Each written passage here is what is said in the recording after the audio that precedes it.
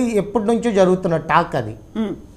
So మనతో పాటుగా Janasena party వీర మహిళ బొడ్డపాటి రాజేశ్వరి గారు మరి కాసేపట్లో జాయిన్ అవబోతున్నారు. ఓవరాల్గా నిజంగానే ప్రశాంత్ కిషోర్ ఎంటర్ అయిన తర్వాతే పరిస్థితులు మారిపోయాయని మాట్లాడుకుందాం. అయితే సో సురేష్ గారు, గతంలో ప్రశాంత్ కిషోర్ వైఎస్ఆర్సీపీకి కూడా వర్క్ చేశారు. అప్పుడు ఉన్నటువంటి స్ట్రాటజీస్, ఇప్పుడు అనుసరిస్తున్నటువంటి స్ట్రాటజీస్లో ఏదైనా చేంజెస్ కనిపిస్తున్నాయా మీకు? మేడం, ప్రశాంత్ కిషోర్ గారు ఇప్పటి వరకు అధికారికంగా ఎక్కడ కూడా ఆయన వాళ్ళ భేటీ జరుగుండొచ్చు, కానీ అధికారికంగా ఇప్పుడు తెలుగుదేశం పార్టీతో కలిసి ఆయన పని చేస్తున్నారా లేదనే దాని మీద కూడా స్పష్టత రావాల్సి ఉంది.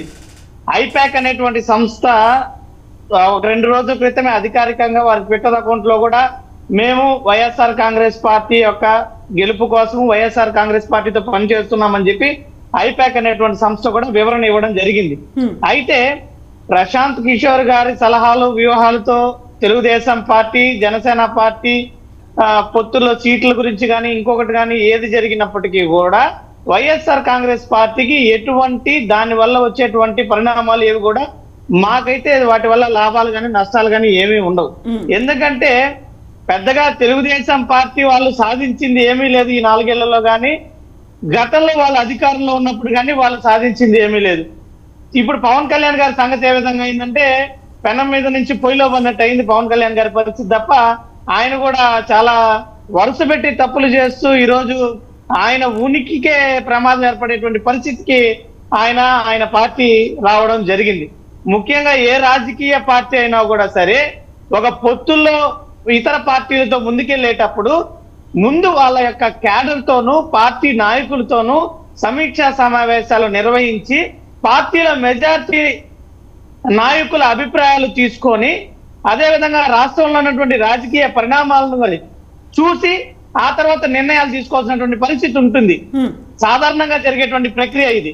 అయితే పవన్ కళ్యాణ్ గారు ఉన్నపలంగా చంద్రబాబు నాయుడు గారిని ఆయన అవినీతి కేసుల్లో అరెస్ట్ చేసి న్యాయబద్ధంగా ఆయన జైలుకి వెళ్ళి జైల్లో ఉంటే ఈయన ఇప్పటికీ నేను ఇప్పుడు నిర్ణయించుకున్నాను రాబోయేటువంటి ఎన్నికల్లో తెలుగుదేశం పార్టీ జనసేన కలిసి పోటీ చేస్తానని ఈయన ఏ తెలుగుదేశం పార్టీ నాయకుడు కూడా అడిగారో తెలీదు, ఏ జనసేన పార్టీ క్యాడర్ ఈయనకి మనం తెలుగుదేశంతో పోదామని చెప్పి ఈయనకి విన్నవించుకున్నారో తెలియదు.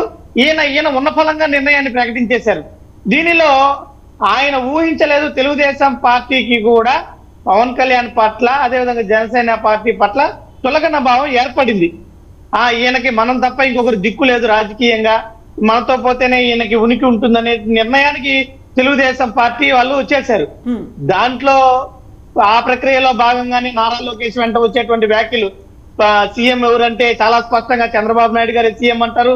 పోనీ డిప్యూటీ సీఎం అన్నా మీరు ఆ జనసేన పార్టీకో పవన్ కళ్యాణ్ గారికో ఇస్తారంటే లేదు అది మా పార్టీ పొలిట్ బ్యూరో నిర్ణయిస్తుంది అంటారు.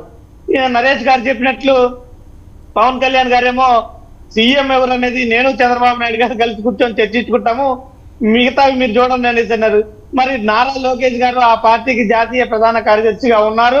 ఆయన ఏం మాట్లాడినా అది అధికారికంగానే మనం భావించాల్సినటువంటి పరిస్థితి ఉంది. అలాంటప్పుడు ఆయనే ఒక ప్రముఖ ఛానల్కి ఇంటర్వ్యూ ఇస్తూ చాలా స్పష్టంగా చంద్రబాబు నాయుడు గారు ముఖ్యమంత్రి, అందులో అనుమానమే లేదనేసి ఆయన నిర్ధారించడం జరిగిపోయింది. అంటే దీన్ని బట్టి మీరు ఉంటే ఉండండి పోతే పోండి మీతో మాకు ఎటువంటి సమస్య లేదని చెప్పకనే నారా లోకేష్ గారు చెప్పారు. ఇప్పుడు మీరు జనసేన పార్టీ వాళ్ళు మాకు 30 సీట్లు కావాలా 40 సీట్లు కావాలని డిమాండ్ చేసేది ఉన్నది. ఏదైనా వాళ్ళు తృణమో పనమో ఇచ్చే 5-10 సీట్లు తీసుకోవాలో తప్ప జనసేన పార్టీకి పెద్దగా ప్రాధాన్యత తెలుగుదేశం పార్టీ ఇవ్వడం లేదు. ఇక జనసేన పార్టీ కూడా ధైర్యంగా ఎలక్షన్లోకి పోయేదానికి ఎక్కడ కూడా సాహసం చేసేటువంటి పరిస్థితి లేదు. ముఖ్యంగా 2 పార్టీలు కలిసినా లేదా ఇతర మిగతా పార్టీలను కలుపుకొని వచ్చినా కూడా రాష్ట్రంలో ఈరోజు అన్ని వర్గాల నుంచి సంపూర్ణ మద్దతు జగన్మోహన్ రెడ్డి గారికి ఉండడం వలన ఈ ప్రతిపక్ష పార్టీలకు రాబోయేటువంటి ఎన్నికలు పెద్ద యుద్ధమే అని చెప్పేసి చెప్పుకోదు. ఎందుకంటే గతంలో 3 సార్లు ముఖ్యమంత్రిగా చంద్రబాబు నాయుడు గారు చేసినప్పటికీ కూడా మళ్ళీ ఇప్పుడు తెలుగుదేశం పార్టీ వాళ్ళు పాడే పాట ఏంటంటే మేము వస్తే ఆ ప్రజలందరినీ కూడా ఆర్థికంగా ముందుకు తీసుకెళ్తాం, 20 లక్షల ఉద్యోగాలు కల్పిస్తాం, పరిశ్రమల్ని తీసుకొని వస్తాం, మళ్ళీ మొదటికి అంటే ఎప్పుడు అధికారంలో లేనట్టు ఎప్పుడు వీళ్ళు రాష్ట్రంలో పరిపాలన చేయనట్టు వీళ్ళు మాట్లాడే మాటలు ఏ విధంగా ఉన్నాయంటే రేపు అధికారంలోకి వచ్చి మళ్ళీ అన్ని చేస్తామంటున్నారు. కానీ ఎక్కడైనా 3 సార్లు ముఖ్యమంత్రిగా పనిచేసినటువంటి చంద్రబాబు గారు ఇవి సాధించారు అని చెప్పగలిగినటువంటి దాఖలా లేదు. ఆ పరిస్థితి కూడా ఆ పార్టీలో లేదు. ఎందుకంటే అంతగా చెప్పుకోదగినటువంటి ప్రగతిని తెలుగుదేశం పార్టీ అధికారంలో ఉన్నప్పుడు సాధించింది లేదు. కాబట్టి ఈ రోజు మళ్ళా వాళ్ళు మాకు అధికారం ఇస్తే అవి చేస్తాం, అధికారం వస్తే ఇది చేస్తాం అంటున్నారు తప్ప వాళ్ళు చేసింది ఏమీ లేదు. ఇప్పుడు పవన్ కళ్యాణ్ గారిని కేవలం అధికారంలోకి రావడానికి ఒక పావుగా పవన్ కళ్యాణ్ గారిని అడ్డు పెట్టుకున్నారు. ఎందుకంటే పవన్ కళ్యాణ్ గారి పట్ల ఏదో ఒక సామాజిక వర్గం ఆయన వెంట నడుస్తుందనో, లేదా ఆయన్ని అభిమానించేటువంటి అభిమానులు తెలుగుదేశం పార్టీకి మద్దతు తెలుపుతారనో, తద్వారా లాభాన్ని పొందుదామని ఆశించి పవన్ కళ్యాణ్ గారిని ఒక బావుగా బూచిగా వాడుకున్నారు. ఇదే పవన్ కళ్యాణ్ గారు గతంలో తెలుగుదేశం పార్టీకి మద్దతు ఇచ్చినప్పుడు తీరా అధికారంలోకి వచ్చిన తర్వాత అదే తెలుగుదేశం పార్టీ పవన్ కళ్యాణ్ గారిని పూర్తిగా విస్మరించింది. మీకు తెలుసో తెలీదో, తెలుగుదేశం పార్టీ అధికారంలో ఉండేటప్పుడు దాదాపు 800 మంది జనసేన పార్టీ కార్యకర్తల మీద కేసులు పెట్టడం జరిగింది. జనసేన పార్టీ కార్యకర్తల పైన లాఠీ చార్జ్ చేయడం జరిగింది. జనసేన పార్టీ కార్యకర్తల్ని అరెస్టు చేసి జైలుకు తీసుకెళ్లడం జరిగింది. వారు ప్రభుత్వ అవినీతికి వ్యతిరేకంగా పోరాడుతున్న పక్షంలో ప్రభుత్వాన్ని చేస్తున్నటువంటి తప్పులను ఎత్తి చూపిస్తున్నటువంటి పరిస్థితుల్లో వారిపైన లాఠీ చేయడం కూడా జరిగింది. దీన్ని స్వయంగా పవన్ కళ్యాణ్ గారే పలు సందర్భాల్లో చెప్పడం జరిగింది. మళ్ళీ అలాంటి పార్టీకి వీరు ఏ పద్ధతిలో మద్దతు ఇస్తున్నారో ప్రజలకే సమాధానం చెప్పాలి. కానీ ఎక్కడ కూడా ఈ అందుకే